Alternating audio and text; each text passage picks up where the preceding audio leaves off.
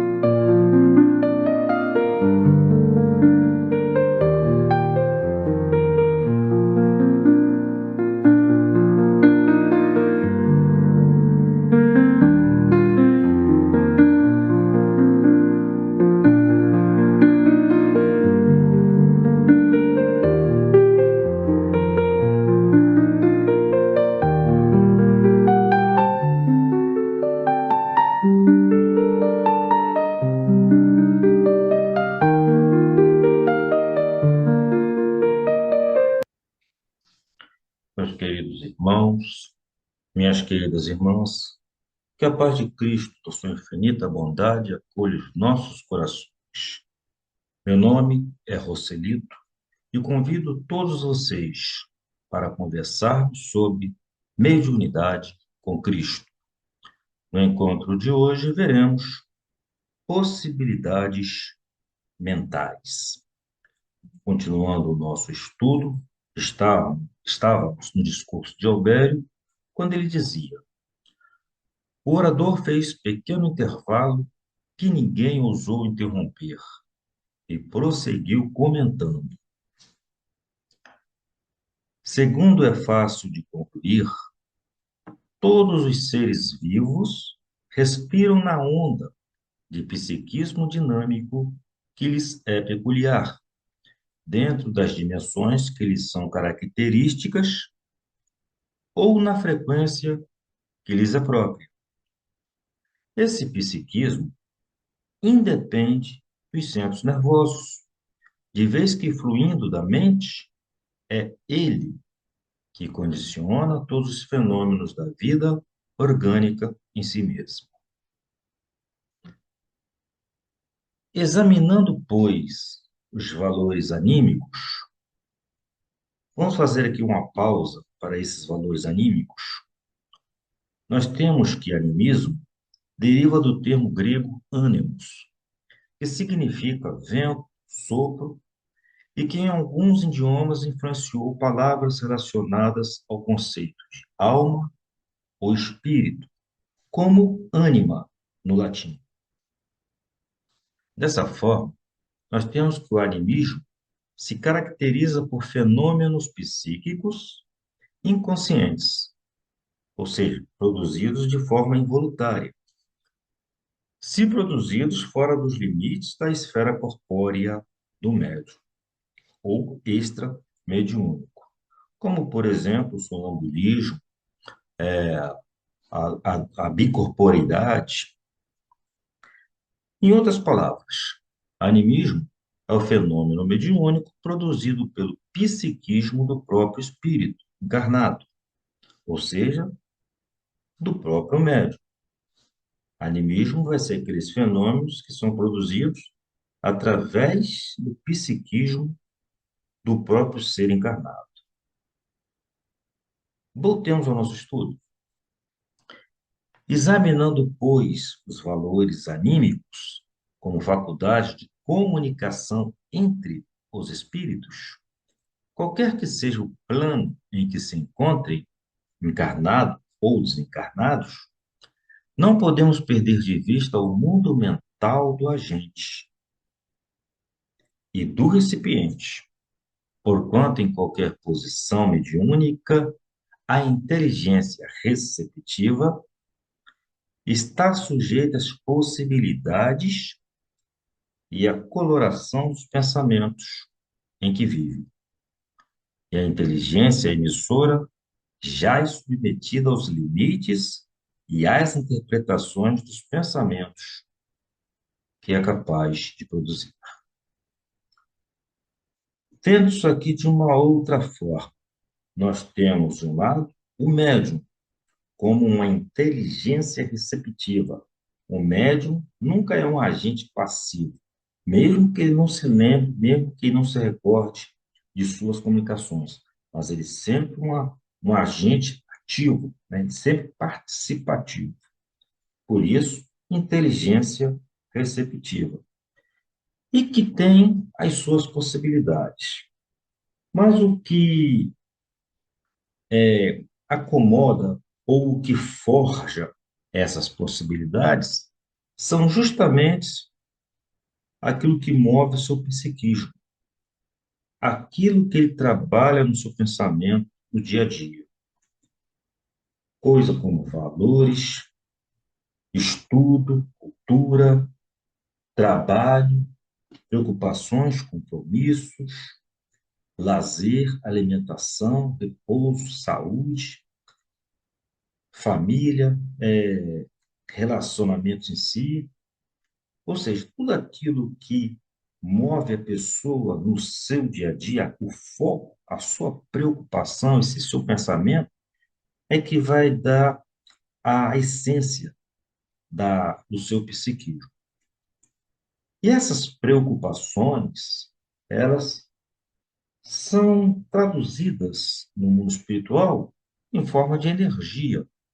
E nós sabemos que toda energia, ela emite uma certa vibração, que essa vibração, sempre numa determinada frequência, vai se traduzir em cores.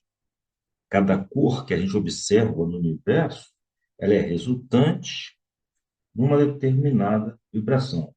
Cada vez que ela altera a sua vibração, ela muda de cor. Abri um parênteses aqui, essas cores que eu coloquei aqui são apenas ilustrativas. Não tem nada a ver a cor com o foco, com o pensamento que aqui se representa. O que nós queremos demonstrar aqui é que tudo aquilo que a gente traz como preocupação, como foco central na nossa vida, ela se reflete no mundo espiritual como energia, como frequência, como vibração, que se traduz em cores. E é isso que movimenta o nosso psiquismo na mediunidade. É dessa forma que nós somos vistos pela espiritualidade. Não é a nossa preocupação com o dinheiro, mas sim a energia, a coloração, a vibração, a frequência que decorre do fato de estarmos focados, de estarmos pensando apenas no dinheiro. Daí a necessidade de nós termos sempre o nosso pensamento bem positivo dia a dia, porque esse pensamento positivo no dia a dia vai refletir no nosso trabalho mediúnico. E é semelhante àquilo que acontece conosco quando a gente se refere ao nosso corpo astral, ao nosso perispírito, né? Quando nós estamos com as energias organizadas, né? Ou desequilibradas, elas vão se refletir nos nossos centros de força ou nos chakras, como queiram. Da mesma forma que o nosso equilíbrio, o nosso desequilíbrio, se traduz, né, naquela energia, na vibração que nos cobre e que alguns médicos conseguem enxergar como aura, como corpo etérico, corpo causal, corpo celestial, perispírito, quer que seja. O que nos interessa aqui é que o nosso pensamento forma o nosso psiquismo, que se traduz na espiritualidade pela frequência, pela vibração do nosso pensamento. Da mesma forma que nós temos o médium como inteligência receptiva, nós vamos ter os espíritos comunicantes como inteligência emissora, aquele que vai emitir o pensamento a ser captado pelo médium como inteligência receptiva. Só que a espiritualidade ela tem os seus limites que vão depender das possibilidades do médium, possibilidades essas que são forjadas, trabalhadas pelo seu psiquismo, que resulta da forma como ele pensa. Vejam, então, aí a essência, a importância de nós modularmos o nosso pensamento durante a nossa vida.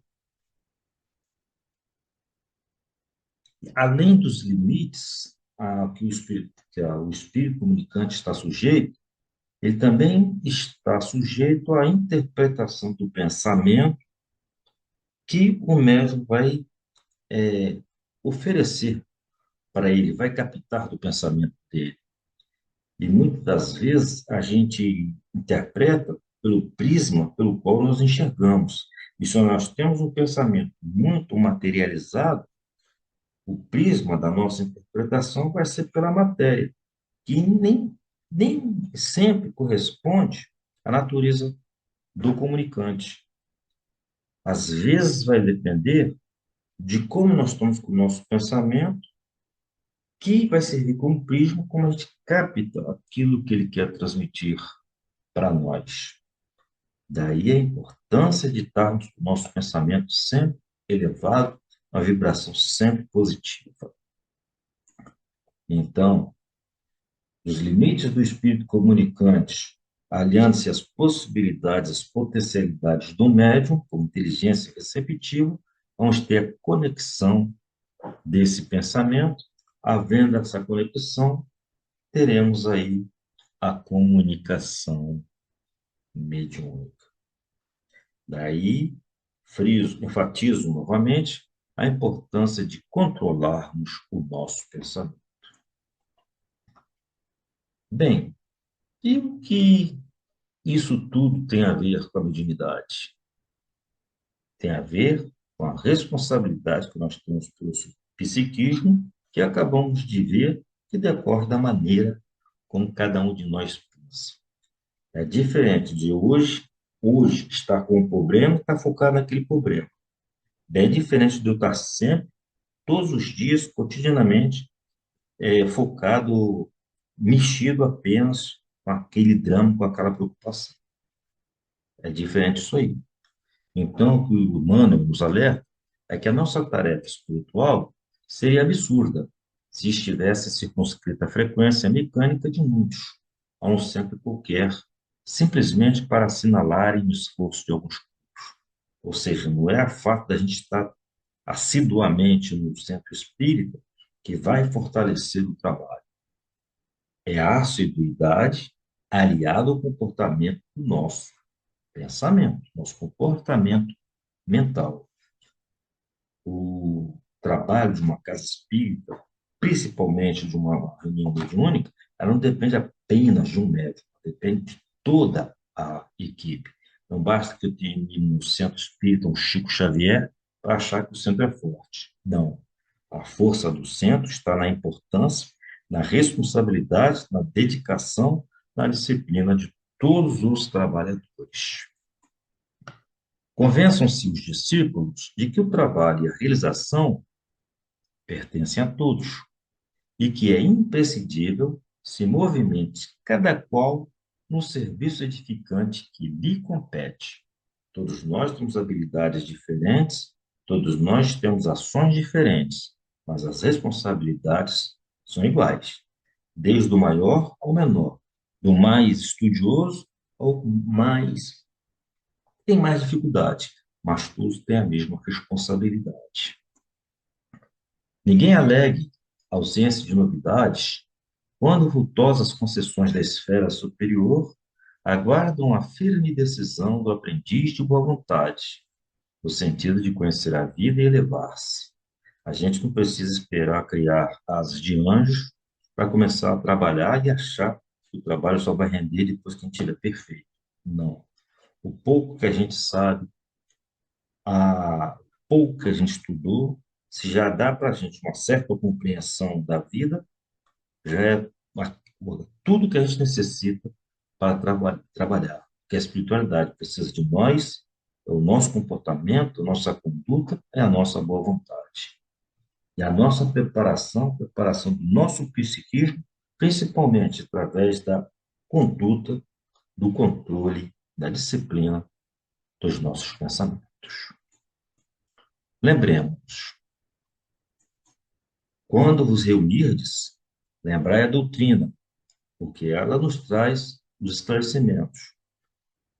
E a revelação, principalmente a orientação dos nossos benfeitores espirituais, que geralmente se comunicam conosco pela nossa consciência. O poder de falar, de interpretar, de que já sois detentores, e colocai mãos à obra do bem e da luz, no aperfeiçoamento dispensável. Então, nós estamos na doutrina espírita para evoluir, e essa evolução se dá através da nossa dedicação, do nosso aprendizado, da nossa boa vontade, mas também daquilo que a gente emprega em nosso favor, a nossa conduta, no nosso dia a dia. Médium não se faz apenas dentro da casa espírita.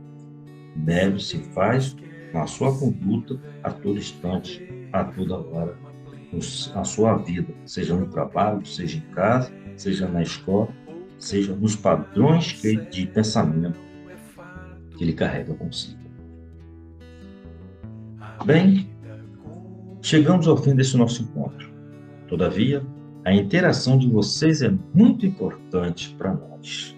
Se vocês gostaram deste nosso estudo, agradeça ao Cristo e à espiritualidade. E se houver possibilidade, considerem nos incluir nas suas orações. Em caso de alguma dúvida, nos procure pelos canais de contato. E na necessidade de alguma correção, estamos à disposição de todos vocês.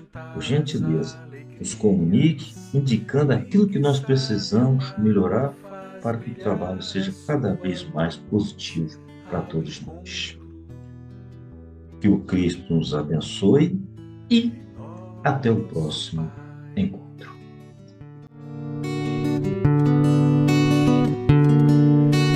Disse-nos o Cristo e indicou o caminho. Amai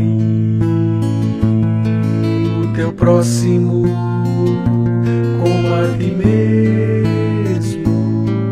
As vozes vêm falar, cantar as alegrias de quem sabe amar e faz brilhar a sua luz ao encontro